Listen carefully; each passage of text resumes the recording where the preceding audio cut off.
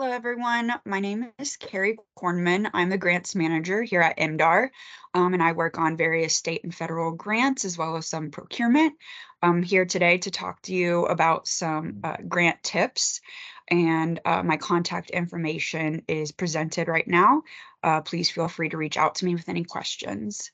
Next slide. So my first big piece of information and tip would be to thoroughly review the RFR document. The RFR stands for Request for Response. Sometimes you might see RFA, Request for Applications, or even RFP, Request for Proposals. This document will have all of the information, instructions, expectations, and context for the grants that you're applying to, including eligible and ineligible project types, allowable and unallowable costs, match requirements, timelines, reporting requirements, pretty much everything encompassing the grant.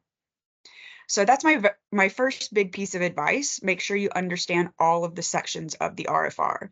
And if you don't, reach out to the project manager or program contact.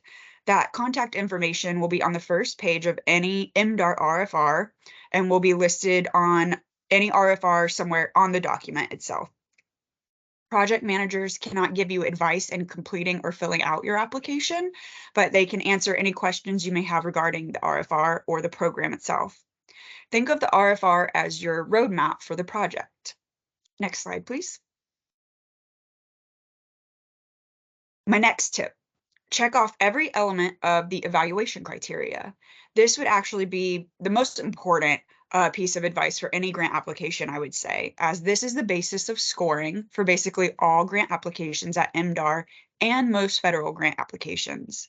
If the RFR is the roadmap, the evaluation criteria is the GPS, giving you step-by-step directions in conjunction with the application form. The evaluation criteria is separate from the application form in the RFR, but as you're filling out the application form or template, have that criteria readily available to you so you can check off each criteria as you go. Even if you have to physically print out this evaluation criteria and check one off as you go, that'll help you make sure you fulfilled every requirement of the application. Next slide, please. Some grant applications may require extra documentation beyond just filling out the application template, like proof of permits, resumes, maps, etc. And keeping track of all of that may be difficult. This may be outlined in the evaluation criteria section, but sometimes additional documentation requirements may not be included in the evaluation criteria and instead are outlined in the application submission instructions section. This most commonly occurs when additional documentation is required as a prerequisite of a program and is required for the project to even begin. Most RFRs will include this in the application submission instructions section. Make sure you carefully review that section to determine what all is needed for your application package, including additional required documentation and how to submit your finalized application, whether it's via email or some other submission portal or by mail. If an application requires a signature for submission, make sure that's included before you submit your final application package. Make sure all application documents, including the application package and additional documentation, if applicable, are clear and that evaluators are able to read the entire package. If you're scanning documents and attaching them to a PDF application package, make sure those scans are very clear and legible. If you are handwriting responses on an application package, ask someone to read over the application to make sure everything is crystal clear for an evaluation team to review. Allow yourself time to submit your application. Be mindful of technological issues that may occur, postage delays, or any other circumstance that may add time to the submission process. If you're sending via email, make sure you don't send it last minute. Next slide, please. You'll want to review the list of eligible and ineligible projects in the RFR. This is a quick way to see if you're on track with the project you're thinking about applying for, or even to get ideas for projects you could consider that you may not have prior. You want to express your need. This is how you'll explain to evaluators why your project is a good investment. A plus is to back up your need with data and facts. For example, implementing this project will increase my sales, productivity, or efficiency, whatever benchmark you're trying to measure, by this exact amount. That shows an evaluation team, okay, this project is fulfilling this specific gap by successfully expressing that project need. You want to have clear goals and objectives.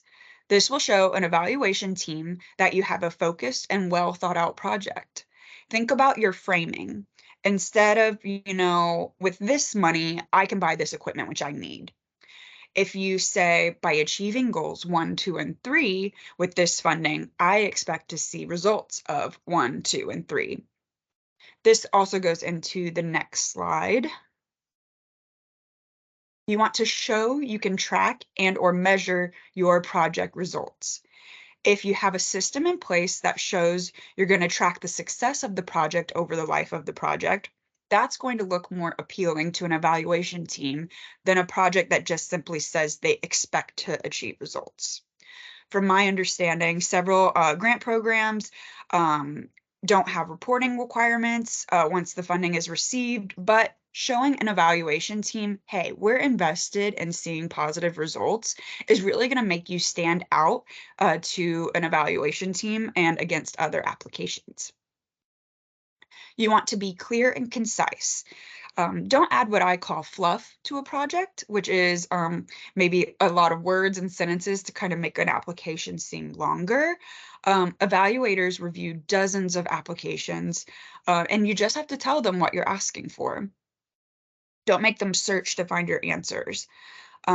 This can also go with what I previously said about goals and objectives. Don't bog yourself down with too many because you think it'll look better on an application or give you an upper hand. That typically isn't the case. An evaluation team wants to see that you have a clear, thought out, and focused project.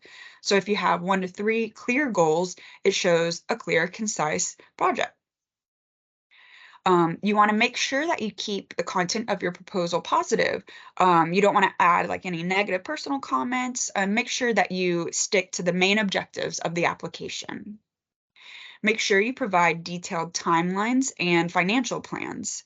Make sure to take your time to provide these accurate timelines, and make sure you provide all documentation in the RFR that the RFR is requesting. Leaving out documents is the quickest way for a score to go down.